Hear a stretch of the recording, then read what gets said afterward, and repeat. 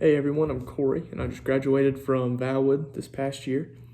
And what I wanted to talk to everyone about was just where we need to get our hope from, because especially in this time that we're going through right now, there's not a lot that we can put our hope in. And it's very easy as we're looking around and watching the news and everything like that to be overcome by a sense of just dread and fear and anxiety about what's going to happen next. But what we have to remember is that we don't need to put our hope in any uh, organization or any material thing in this world, because everything in this world is, first of all, temporary, but also it's not reliable. Everything in this world, no matter how great it appears to be, it's going to fail us at some point.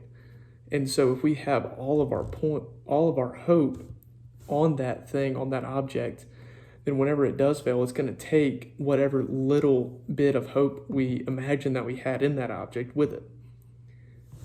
And so we just need to avoid putting our hope in the things of this world. And so you hear that and you're like, okay, well then what do I need to put my hope in?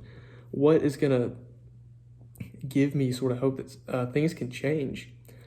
And what you need to look at is God. You need to put your hope in God, because God is the only thing that is constant throughout every situation, through the good, through the bad. He's always constant. He's always there. And so as it says in Deuteronomy 31:6, be strong and courageous. Do not fear or be in dread of them. For it is the Lord your God who goes with you. He will not leave you or forsake you. So it's everything that's going on in your life and in the wider world. You just need to remember to put that hope in God. Because when you put your hope in God, then as you are trying to strive after Him, He's going to give you the everlasting joy and peace that comes with that hope in God. And so that way, no matter what circumstance you're in, personally or in the wider world, you're always going to have that strength to carry on, because you always know that you have God by your side. So then once we have put all of our hope in God, it's imperative that we remember to look back on what He has helped us through in the past. Because by looking at what He has helped us through in the past, and when we are going through struggles now, we can look back and say, okay, I may not have known it then, but God was helping me through this trial.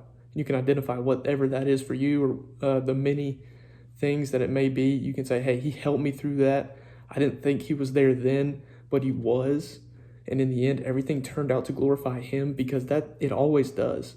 No matter what it seems like in the moment, God is working out everything so that in the end, at some point in time, it's going to glorify Him in some way. And we may not realize that until years down the road, but it always does. So this verse that I'm about to share has meant a lot to me. That's Psalm 77:11. It says, I will remember the deeds of the Lord. Yes, I will remember your wonders of old. And so it's just that reminder, like I was just talking about. No matter what you're going through now, just remember what God has done, and it will give you that strength to get through the struggles that you're facing day to day. And it will remind you of who is in control of everything, and remind you who your foundation is and who you get your strength from. Because you don't get your strength from yourself or from something in this world. You get your strength from God. And so that's when we're the strongest, when we're relying on God.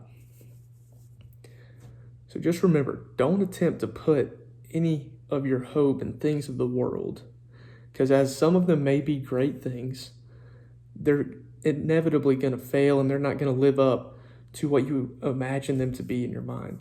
So you got to put your hope in God, and in return, He will show you that everlasting joy and peace that comes along with that hope and that relationship with God.